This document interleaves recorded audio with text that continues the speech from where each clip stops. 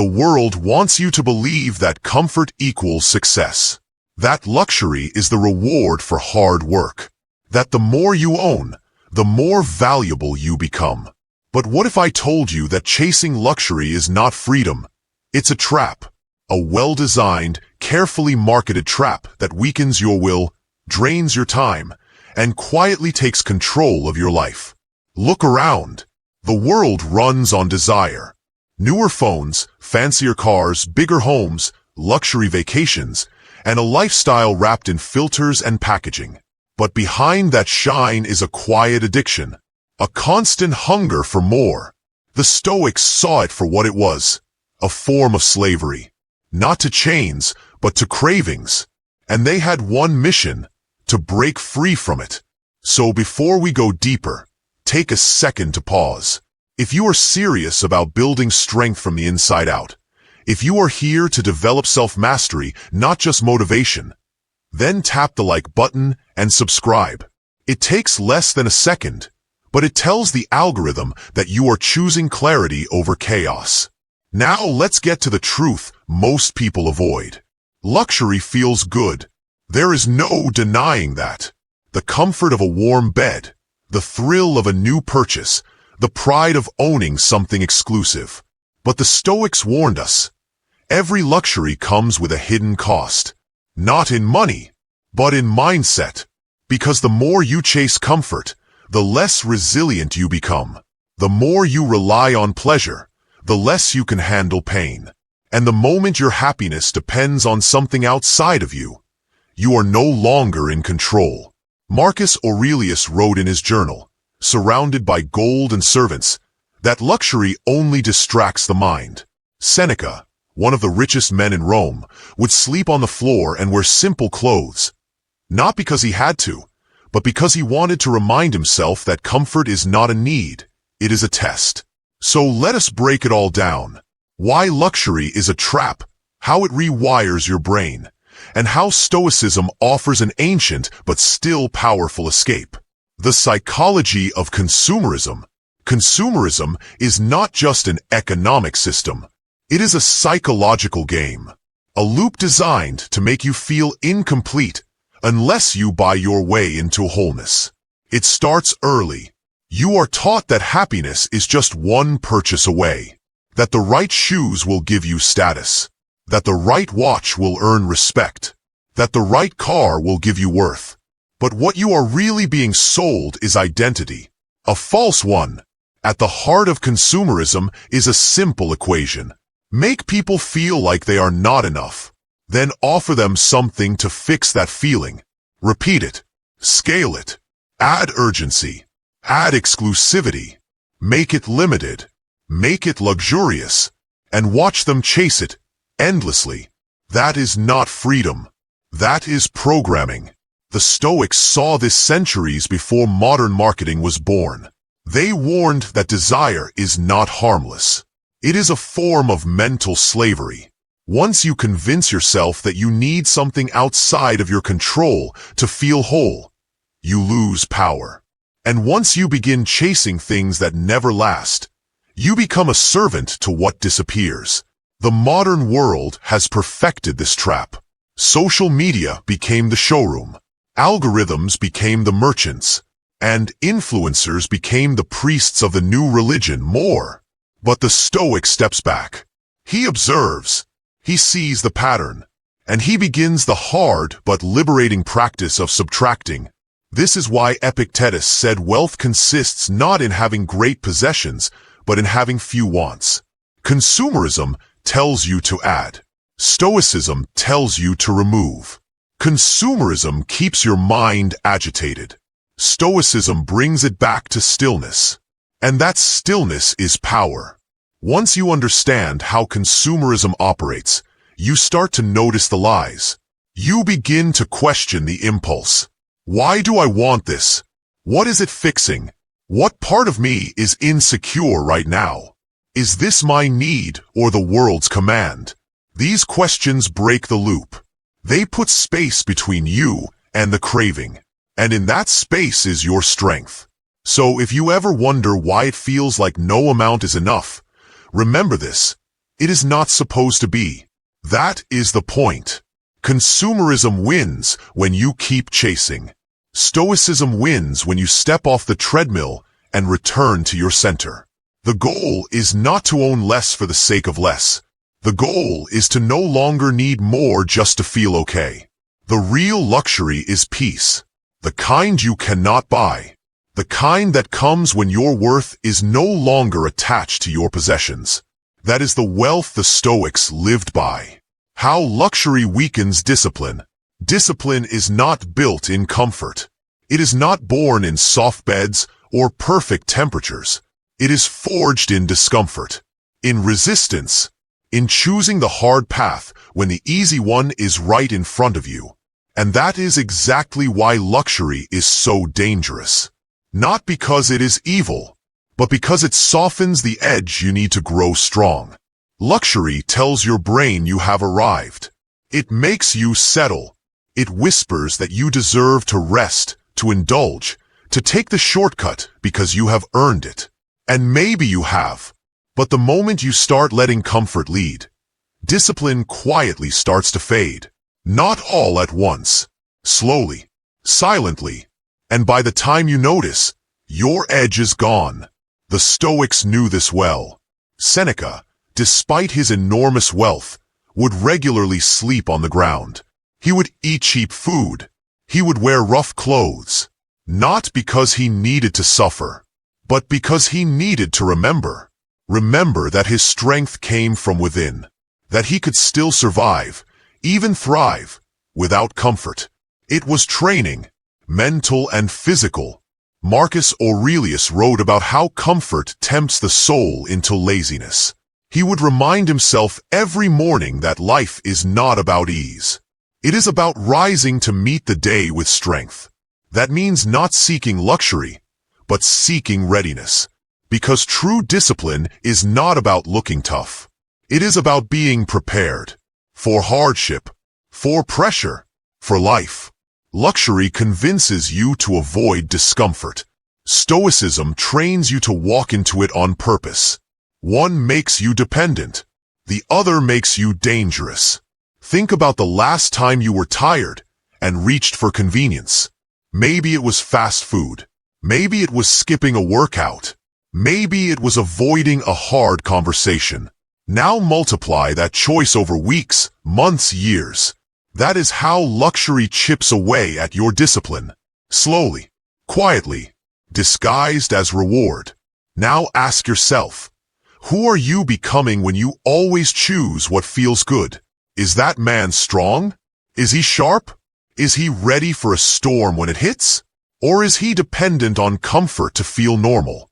These questions are hard, but that is where the power lies.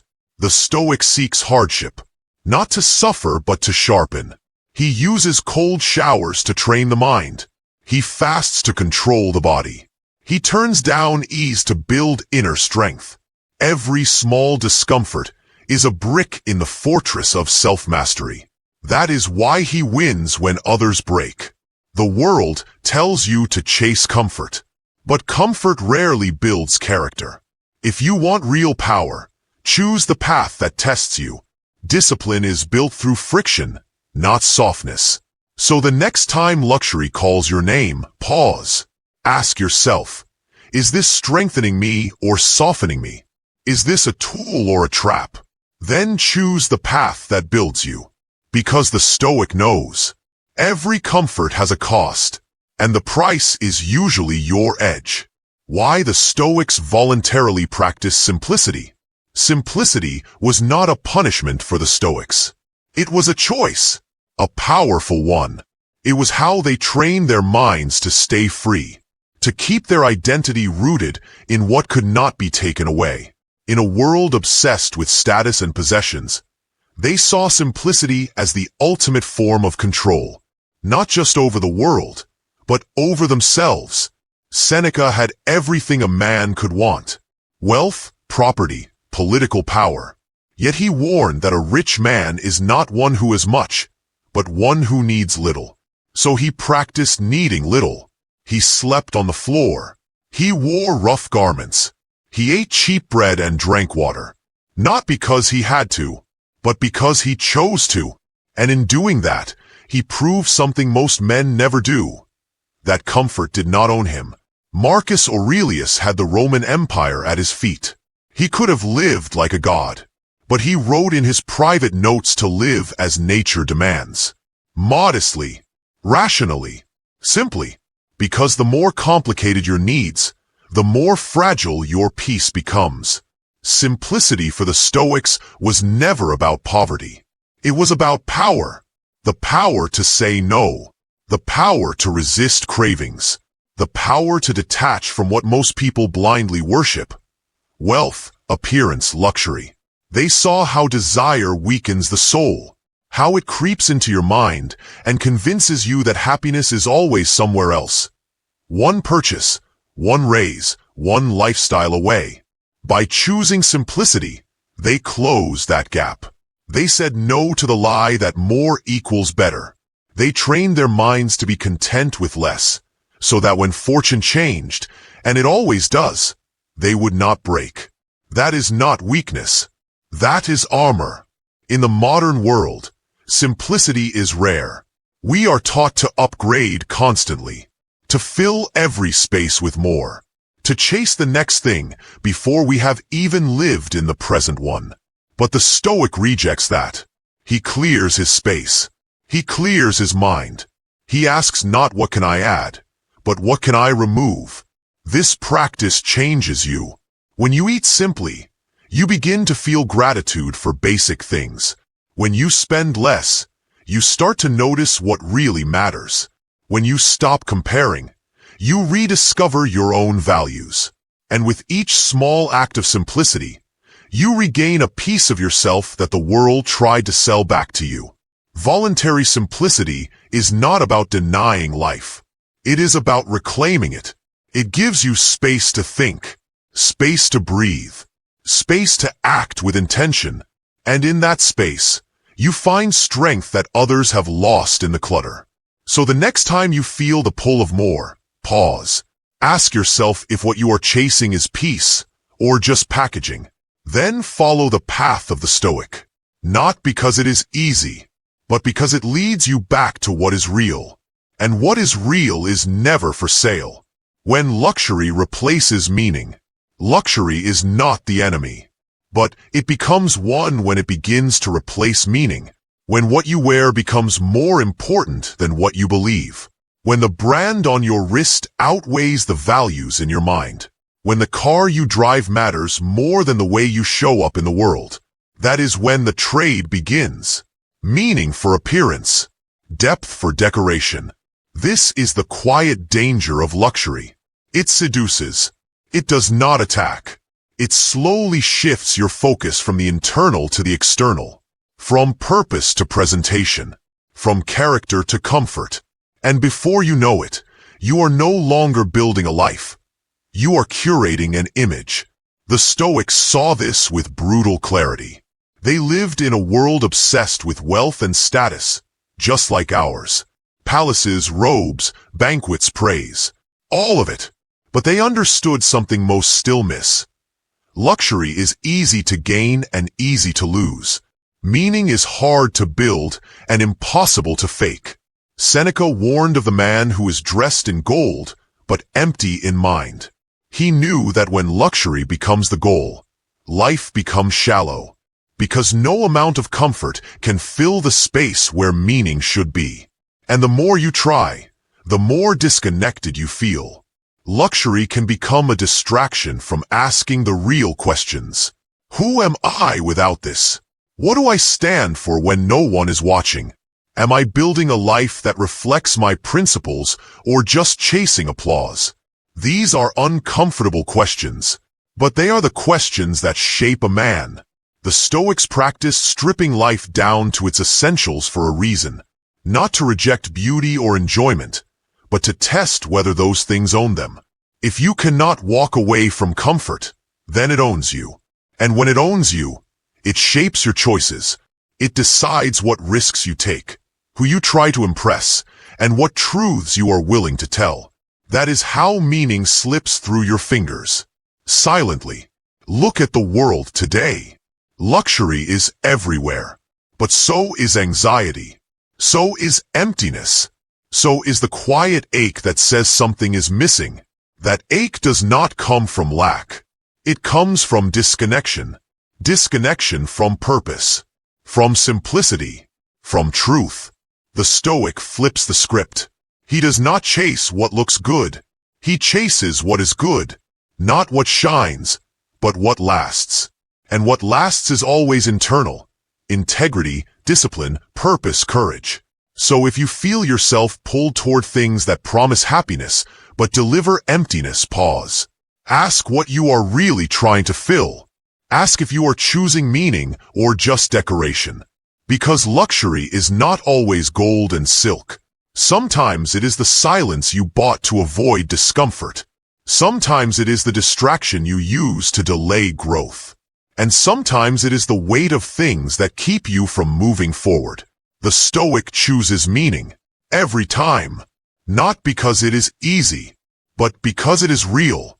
Luxury is not evil. Comfort is not the problem. But when they become your compass, when you begin to measure your worth by what you own or how polished your life looks from the outside, you start to drift. Away from discipline. Away from resilience.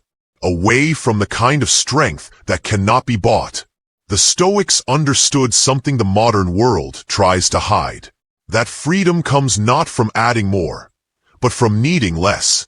That true confidence is not found in possessions, but in principles. And that a man who can walk away from luxury and still feel whole is a man no one can control.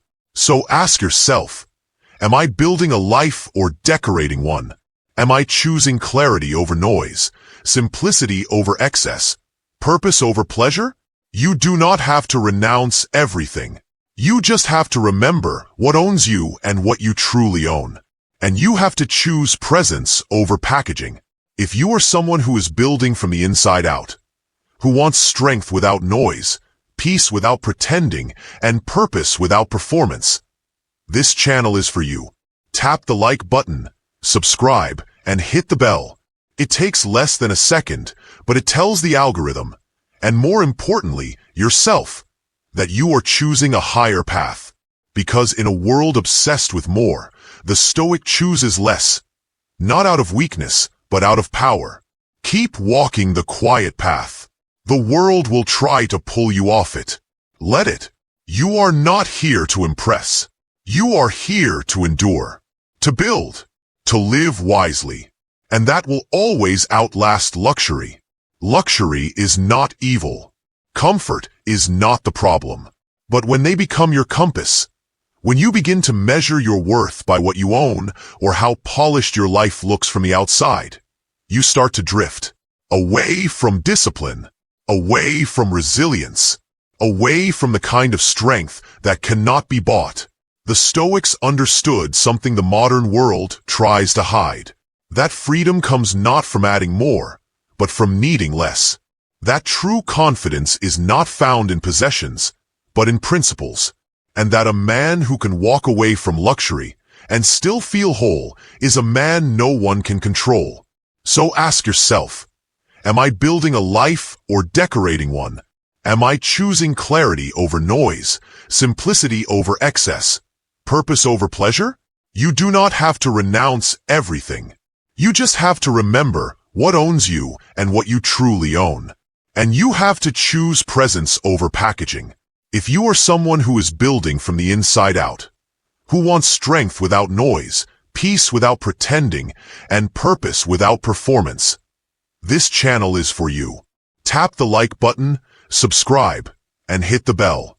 It takes less than a second, but it tells the algorithm, and more importantly yourself, that you are choosing a higher path. Because in a world obsessed with more, the Stoic chooses less, not out of weakness, but out of power. Keep walking the quiet path. The world will try to pull you off it. Let it. You are not here to impress. You are here to endure, to build, to live wisely, and that will always outlast luxury.